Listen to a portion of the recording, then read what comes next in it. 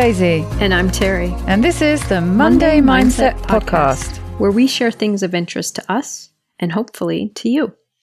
So let's get started with episode number 171. And this week it's Terri's turn to share something with us. Terri, what do you have?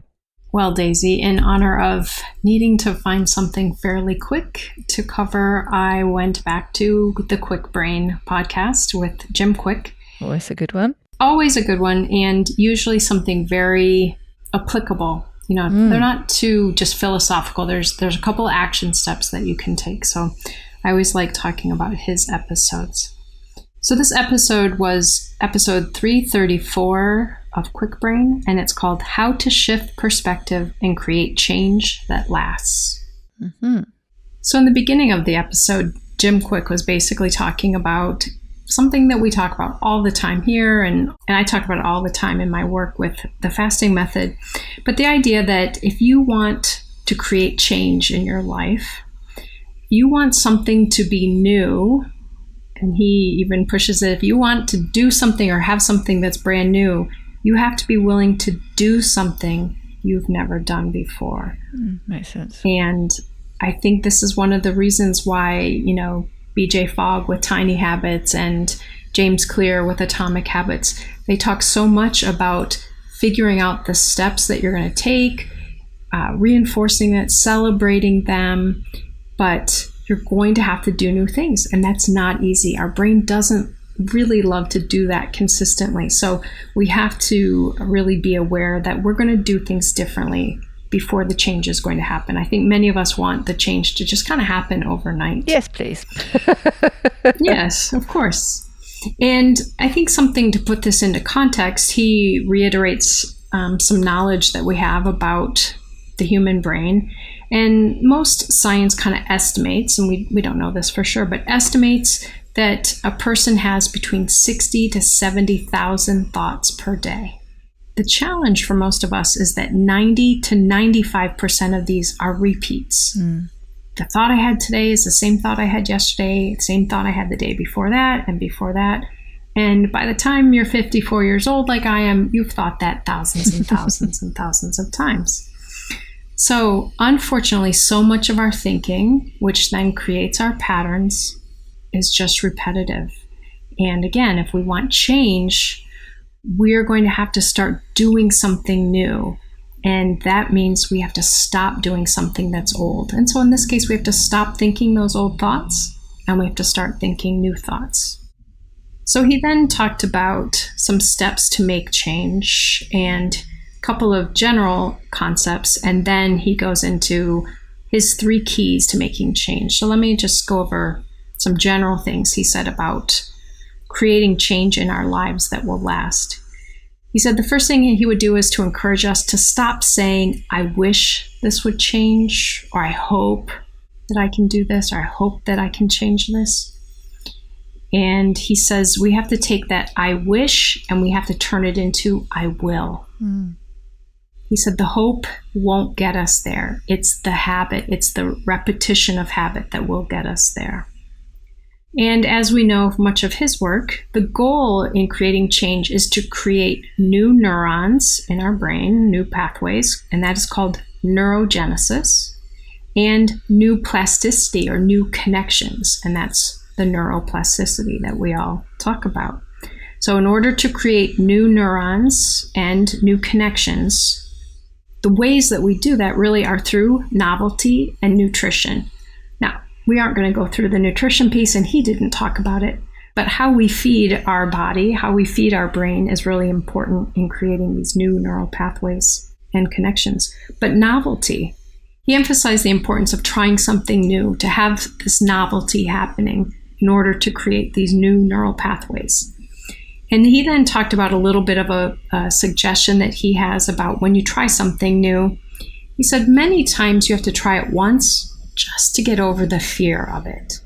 Many of us, when we don't know how to do something, we're a little unsure about it. So the first time I got on a snowboard, that first time is completely just to get over the fear of this new task. He says then try it twice to begin to learn how it works, to start getting the gist of it and understand the flow of it. And then he said, try it a third time to see if you actually like it or not. And he said, of course, this doesn't just mean 3 times and you'll know. It may mean you do it 3 or 4 times to get over the fear. It might mean you do it 5, 6 to 7 times to learn the how of it. And then you might need to do it a few more times to learn if you really like it. And you and I have talked about this with a lot of different things in the past year. I went to pottery for the first time. You started working with stained glass.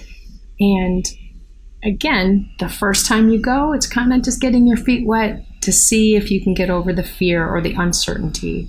Then learn how to do it, and then you can tell if you actually like it. Yeah, I was thinking about the stained glass when you were talking about that. And my general approach and endless frustration with wanting to be able to do it exactly how I want to do it the first time and getting frustrated because I can't. But of course, it's an unreasonable expectation to think that you're going to be able to do it perfectly the first time, no matter how many YouTube videos you've watched on the subject. And I know we've spoken about this before, haven't we? And I can't remember who was talking about it, but I do remember the episode quite well. It was one of yours, and it was in sports reference, I think. But this whole being able to improve a skill by thinking it through in your mind, and the statistics of actually how you can significantly improve how well you do something by practicing it over and over in your mind. And I have found that, and so there is some benefit to watching YouTube videos and doing something over and over in your head. But I certainly fall into that trap of, expecting to be able to do it as well as the videos I've been watching the first time, because I think, I've studied it over and over and over again. Surely I know all the theory. I should be able to do it in the practice. But it's, you got to build that muscle memory for anything that you have to do. But it was difficult in that particular example because I went with the express purpose of making a stained glass window for my front door. So I kind of had to do it pretty well the first time. There wasn't really an option of not. And that was the thing I learned from the experience. Was every step that I did, I learned how much better to do the step before. So, I thought I was okay at cutting the glass, and I was pretty good, actually. I didn't have to redo many. I think I had to redo 1, maybe 2. But when I came to putting the glass together with the lead in between, I discovered how important it was being really precise with the glass, because it impacted that step. And then when I went on to the soldering step, I realized how important some of those details that I thought I'd just be able to fudge when it came to the soldering. I realized how important it was actually to be more precise at that step, at the putting the lead together and making sure that those joins were really flush, that the lead, because lead is so soft, it gets twisted easily, making sure that all of those joins were completely flush and completely flat, because the joins that were like that, the soldering, which is difficult, is a thing that you have to practice to get it looking good. But I found the joins that were perfect were so much easier to solder. The joins that looked a mess were the ones that weren't perfectly flush and perfectly flat. So it's my very long way. I always have to say things in the long form, but it's my long way of saying that it's only by doing that you learn. And you have to keep doing things over and over for obviously with some things for years and years before you become really proficient at it. But yes, you don't just get to do it perfectly the first time, however much we might like to. And similarly, we may not even get the right experience yet to evaluate if we like it. Yeah. If the first few times I do something new, I'm just getting over the fear or the hesitancy, I might not yet be at the state of enjoying it or liking it. So recognizing that comes through that initial repetition. Yeah, isn't that a thing with, I don't know, that people like to put a certain number, it goes back to last week, you like to put a certain number on things, but with trying new foods, trying new taste, I've heard it mentioned, especially, trying to get kids to try new foods. Often, you don't like it the first time, but try it 7 times or whatever the magic number is. And you really get to know then whether it is a taste you're going to like, because you taste something. And we've shared videos with each other. There's I'm not sure where they're based, but there's a great kid somewhere who loves tasting all the things. There's a really young child, isn't it? I'm sure we've shared these videos, who loves tasting all these things, and their parents give it all sorts of things like hot chili peppers and all sorts of tastes that you wouldn't think that kids would like enjoying. And they taste it and they rate it, and it's amazing. They're obviously so used to trying all sorts of different things, but often it's really difficult, isn't it, to get kids to eat new foods, and adults come to that. But you can't make that decision on the first taste. I mean, sometimes you can, sometimes you fall in love with a food that very first bite, but I think most of us know that, especially things that we know are good for us and that we should be eating, it takes a little bit of practice to get to like them. Absolutely. So he then goes into his main point of the podcast, and he shares his 3 keys to making change. Now, I had to laugh because by the end, he actually talked about 4, but he started by hitting the first 3 keys. And as you know, Daisy, oftentimes what Jim Kwik does when he's listing off a list of strategies is he will use alliteration to use the same sound so that you remember. So this is the 3 C's, which actually become the 4 C's by the end. So number 1 is consistency. And what you were just saying about how it takes a number of times for things, he was talking here about, we hear, in order to make something a habit, you have to do it for 30 days or 66 days or 90 days or whatever it is. And he said, whatever that number is, consistency, the power that makes change happen comes through repetition. The whole term habit is repetition. If it's not something we do repeatedly, it's not going to be a habit. And he said this little thing, and sometimes Jim just has these ways of saying, I talk about him as Jim now, we're on personal basis. Of course. But sometimes he just says things in such powerful little ways. He said, when you are persistent, you attain it. When you are consistent, you keep it. So a lot of times I think when people think about doing something new, or that you have to persist, you have to, persistence, we're often taught that persistence is the thing we should all be aiming for. And he says, actually, that's not so much the case. It's consistency that we should be working on. So your consistency is what makes the change happen and makes it last. That doesn't happen immediately. It takes a lot of repetition before it becomes habit and before it becomes something that you will do consistently in the future. So consistency being so important. The second C is capability. And this is referring to the skills or the strategy you use to do something. As you just gave your example with the stained glass, you learned pretty quickly, week to week, what are the strategies you need to do to make sure your cutting is appropriate so the next stage works? Oh, okay, how are you going to work with this to make this work? So the capability, figuring out and practicing the skills or the strategy that you use to make this thing happen. And number 3, he said challenge. And although this is something that I think many of us struggle with, the reality is we have to go through challenge. In order to make things a habit, to improve or get better at something, we actually have to face challenge. He said, you get better and more capable as you navigate struggle. And then you learn the next steps. You learn the pieces that are needed. And he said that with challenge comes change. He used this thing at the end that I really like. He said, a lot of times we do something for a while and we think that life becomes easier. If saving money is a goal and I start practicing these skills, suddenly my financial life gets easier.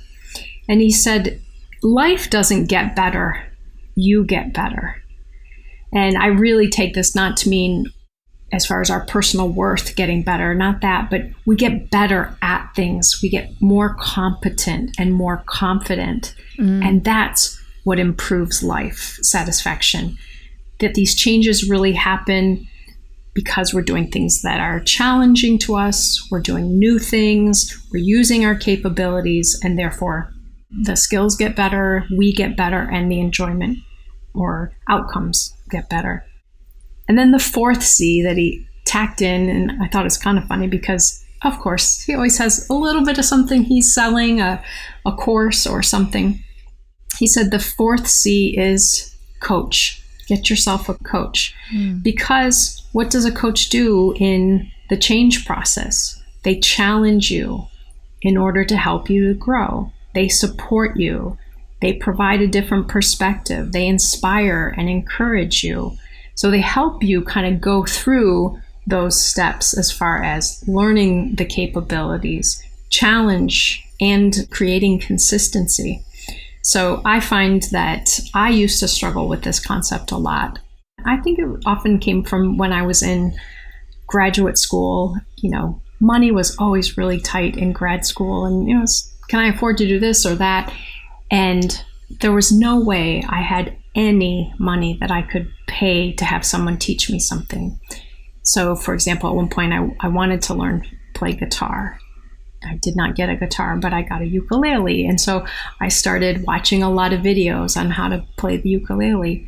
And although I think you can be self-taught and learn to play the ukulele, I think my success and whether or not I play the ukulele to this day would have been greatly affected had I had a coach, had I had someone to actually walk me through rather than watching those videos or, trying to just do what I watched other people do. I think a coach would have really made the difference there. And make it fun as well.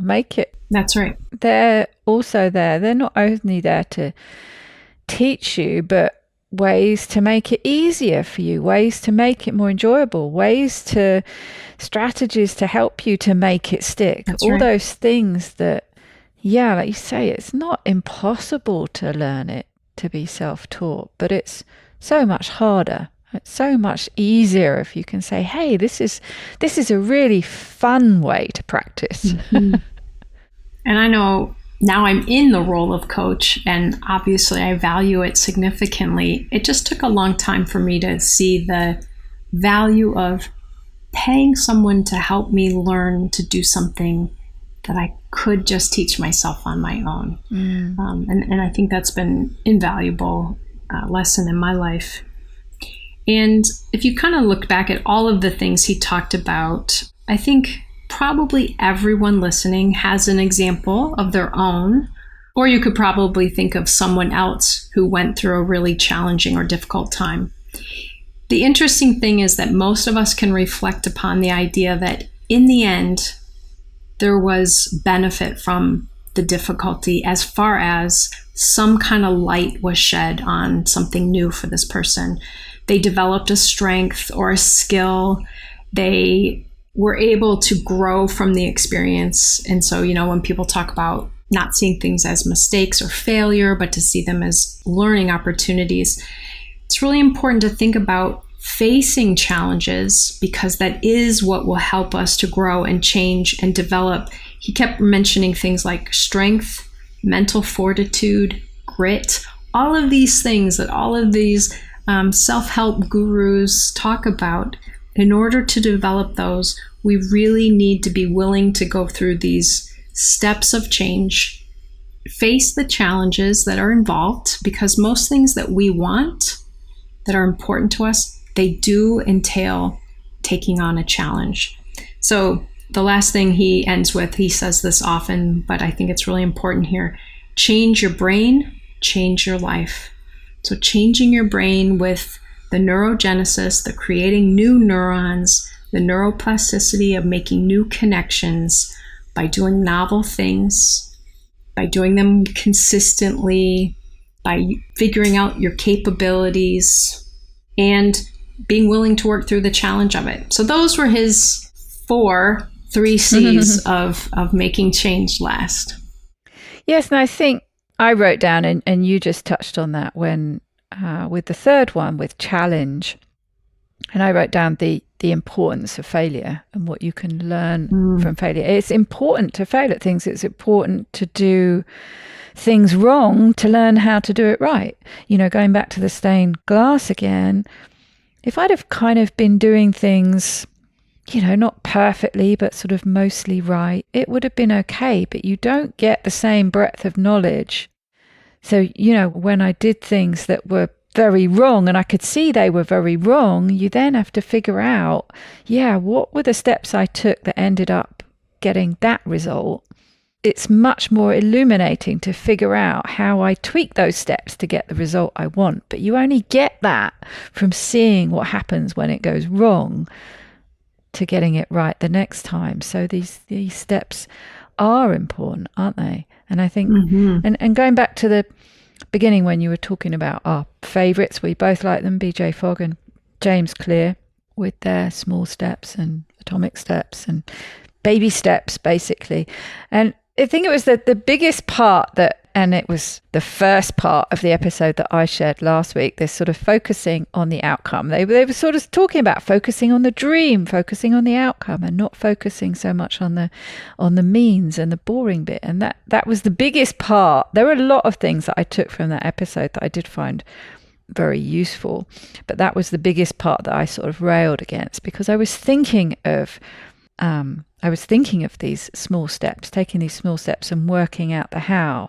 I did take from it the danger of focusing too much on the how, which is often something that I do, focusing on so much on the how that I never actually get started and get on with it. And so finding this balance between focusing on the dream, focusing on the goal, but then also finding a way of focusing on the steps, on the means, on the how you get there, without that becoming so overwhelming that it creates this big ball of inertia that you can't get going. And I think that's where taking this small steps approach really comes in. And it's important. It's his first C. It's his consistency, and it's their small steps. You've got to get started, and you've got to get going, and you've got to be consistent. And you do need to focus on the how, on the steps. Yeah, I was just thinking as you said that, we can't get to that point of creating new neurons and new pathways if we're not going to consistently reinforce those new thoughts, those new patterns. The old ones are going to stay so entrenched. So again, change comes, neuroplasticity comes by stopping thinking and doing the old things and starting to consistently think and do the new things. So I don't think we could repeat that often enough. And I think as people, we often struggle with that. As you mentioned, even again with the stained glass, we want to be able to pick up on something right away. We learn a new skill, we should be able to do it right away, but it does take so much repetition. And I really encourage people to go back to that idea. Every day we think between 60 and 70,000 thoughts.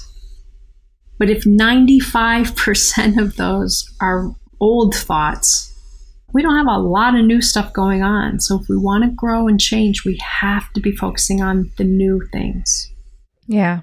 And it is a balance, isn't it? Yeah, it's focusing on the new things. And you kind of need that big dream to sort of get that focus. But then you need to get down into the nitty-gritty consistent part. And that is going to involve some steps of change. But that's where it's important to make those steps manageable, that you're actually going to do them. If they're too big, if the steps are too big and they feel too overwhelming, you're never going to get to getting that consistency, getting that C out the way. So it's all a bit of a delicate balance, isn't it? And it's so different for different people. You know, in the worlds that we overlap in, you know, in the nutrition and fasting worlds, we know how some people like to go all in and they like to make big changes, and they have that, they're the kind of person who can really go cold turkey or can go full at it to really break that inertia and get going. And they need to do it that way to just get started and to start building that consistency. Whereas other people, they've got to take it little bit at a time. And you can't say one way is going to work for everybody. That's right. Absolutely. And I feel like it's once again why we keep coming back to the same themes from a little different angle. People who are in the fasting method community hear me talk about these things all the time. And I don't always say them the same way. And I hope that when they listen to episodes like this, they can keep tweaking how it fits best for them. Because as you said, we don't all learn best from the exact same approach. For some of us, the amount of repetition required is a lot more significant than for others. I meant to look this up before we came to record this today, and I'm just remembering it now. But the book that really made me think about this was Malcolm Gladwell's book, Outliers. Oh, yeah. And again, I wish I had looked these up because they were fascinating to me. But, you think of someone who seems like a child prodigy on the violin or the piano, or you think of Steve Jobs with the computer programming and things, and you think, gosh, these people were just born with some astronomical skill or talent that no one else can touch. But when you really go back and look, very rarely are they actually just prodigies. They have practiced that violin 10,000 hours. Whereas, when I started to learn to play the violin, I probably practiced it 20 hours that year. And I did not become a Juilliard violinist for that primary reason.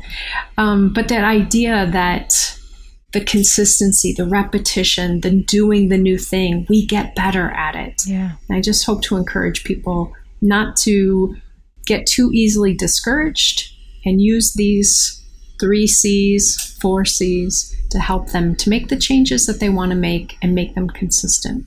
Yeah, and I love how you mentioned one of those earlier on, but he has these little phrases and these little sayings that he comes up with that almost always I'm like, oh yes, that's genius. He just has a brilliant way of looking at things, doesn't he? And then very succinctly putting it together in his messages.